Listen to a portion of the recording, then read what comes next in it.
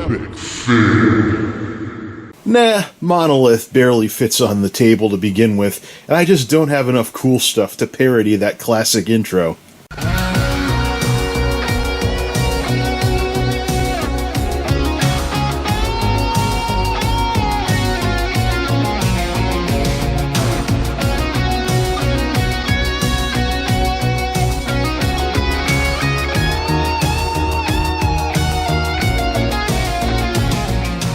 The wacky world of MultimediaJay.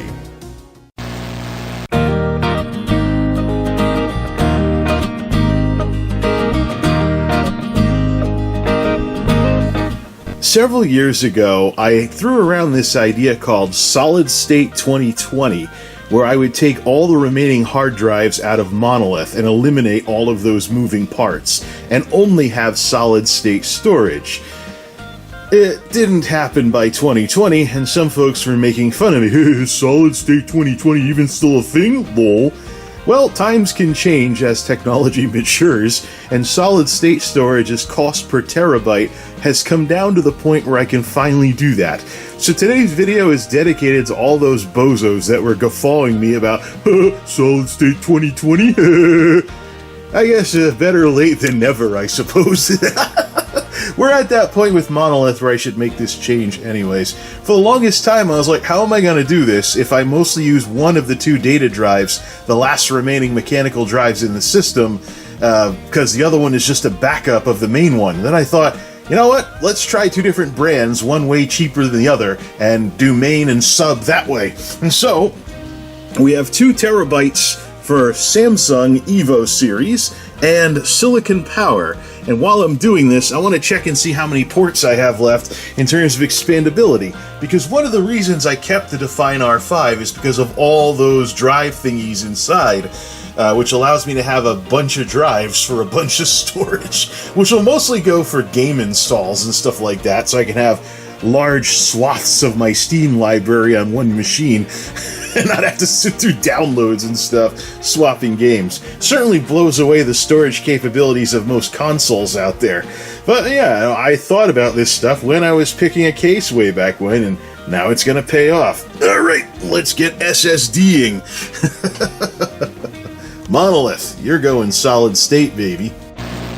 First, since the Series X has had these numbers and stuff, and we tried that Steambox thingy, let's begin with a baseline of Killawatt stuff for Monolith with drives. So when just sitting around in Windows, unfortunately the AMD processors and motherboards are not as refined as their Intel counterparts, so it doesn't drop way down like the other ones do. I basically have 101 watts baseline. Let's fire up Forza and see what it goes up to. There we go, Forza Horizon 5, Horizon Solo mode with Drivatars driving around, and I backed the car up so that some of the fans are now in the shot as well.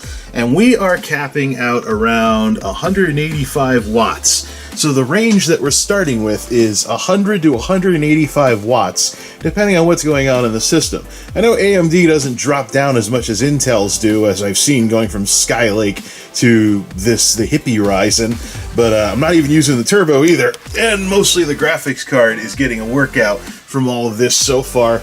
But yeah, so I'm curious what I can bring down. I know that getting rid of moving parts does help, because there's a 5-watt difference if I crank the fans all the way, as opposed to keeping them down all the way so they run at half speed and you can't hear anything.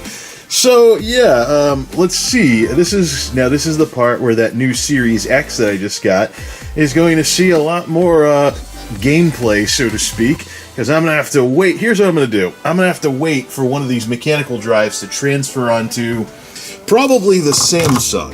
And then once we get all the data transferred onto just one of the 2 SSDs, put them both in and just copy one to the other over the motherboard bus. That way we're only waiting for USB once in this whole seemingly arduous process. Plus, it should be a good cook test for those 2 serial ATA SSDs to do all that data transfer right after setting them up for the first time. Alright, fun's over. Time to begin with the most arduous part of all of this.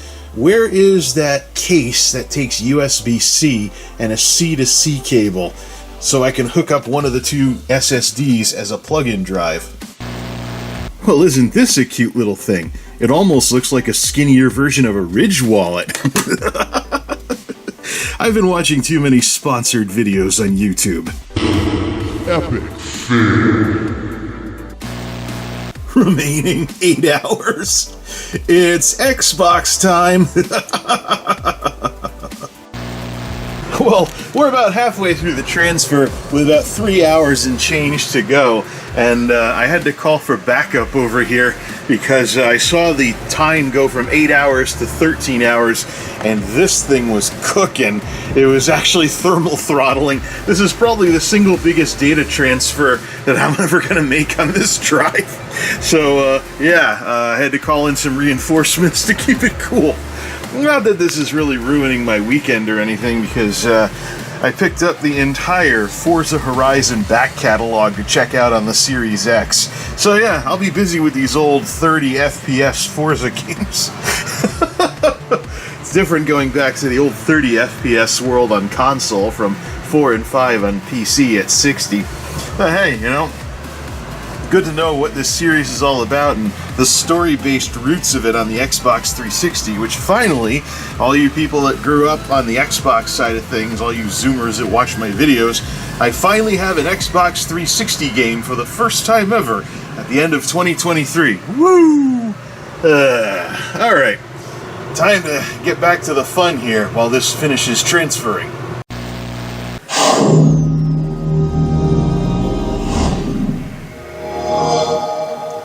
There, now that's in the video. It is now supper time, and the thing wound up taking about 8 hours and 21 minutes. Now the fun part can begin. Well, this thing's not doing too bad. I just had to give it a little time for the dust to settle. After giving it a little airbrush treatment. So, while I had this apart, I wanted to check out and see what I had left for storage expansion so I could cram more games onto this thing, or free up some space for video footage or capture footage or something like that. So, yeah, it's just, I am out of serial ATA headers on this board. I've used up all 6 between 5 drives and an optical for all the older stuff, and playing Blu-rays. So, it's a slower bus anyways. But I have some 500 gig serial ATA SSDs that I could swap for 2 terabyte ones if I really needed more space. But more interestingly, I actually have one M2 port left hidden underneath the graphics card. Yeah, right there. Right there-ish. This little M2 header stuck under the graphics card. Unfortunately, I can't use a heatsink like the Sabrent Rocket there, but I do have one, the predecessor of it, so I don't know, maybe I won't get a Samsung or something. We'll toss a Silicon Power in there or something like that, and just something like that, and make it add another 2 terabytes of game storage that way. So the way I've been doing things with the games is, the games that are closer to current gen, like what would run on a PlayStation 5 or a Series X with the high-speed SSD storage, I've been putting on an M2, and I also have a bunch of serial ATA stuff for everything else, because not all games slam the crap out of systems like Hogwarts Legacy and stuff like that. So, it looks like I'm not going to actually fill up all of these slots for whatever. So I have some extra room. I don't know what I'm going to do, but could always get some expansion cards, but this thing was made to be a pseudo server. Anyways, so right, let's swap some of the drives out. There's our last 2 mechanical drives, the final moving parts in this system, other than of course the optical drive, which is rarely used for optical media like Blu-ray movies and stuff. I finally got my Blu-ray setup working on this with a very old Cyberlink software, Power DVD 19, which is technically old at this point, but I also have the Series X that can play Blu-rays now, if by chance I run into more software issues, as PC Blu-ray is so infamous for doing here. Alright, it's time to say goodbye. My main system will no longer have hard drives in short order, and not a moment too soon, in this day and age where solid-state storage has totally taken over. But he's just going, he's like, the cops left, man, we gotta go. And I'm like, what do you mean? There's probably like 5 more cops. Listen, every single cop in the city is probably here. And while we're working on this little computer project, we'll have Sykkuno's stream going through the YouTube app and the smart TV. TVs that can do internet stuff nowadays. Welcome to the 2020s. Ah, nice. Now we're in business.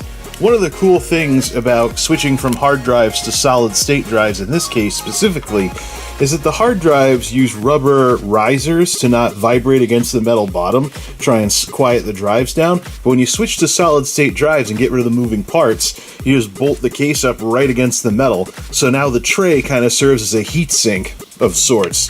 I don't think it works as well as a real heat sink, but yeah. So long, moving parts. Let's put everything back together and power this sucker on. I've been looking forward to this day for years. All solid-state drives, no more hard drives. Let's begin the final big transfer onto the 2 terabyte silicon power. Monolith is now 100% solid state. Let's roll.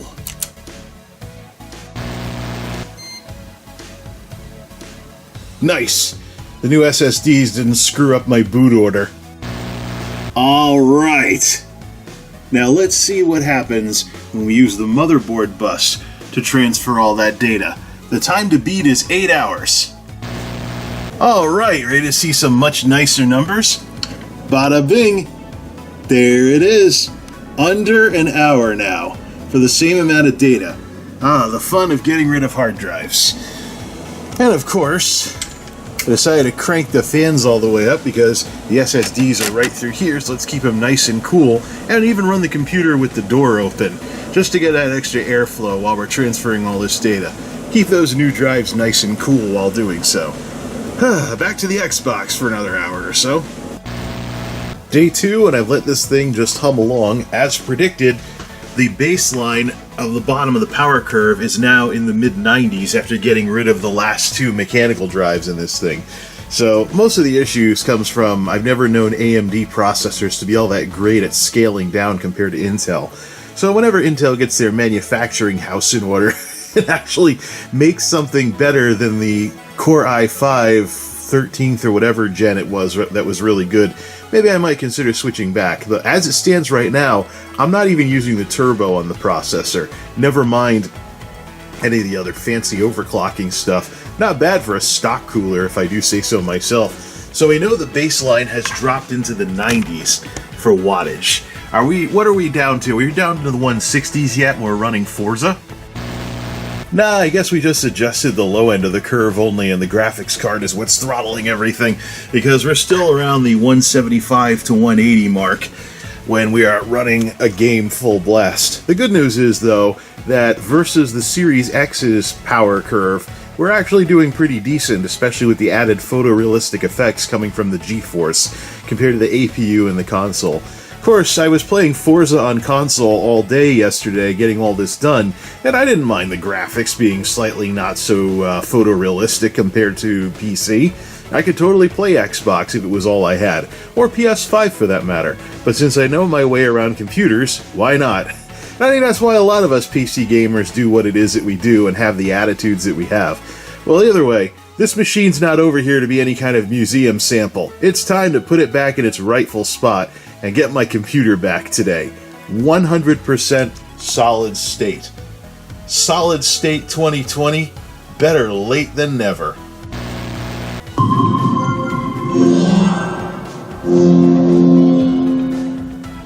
Well, that's in video now.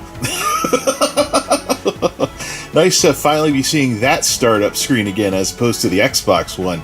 There's definitely more power in Monolith than there is in the Series X.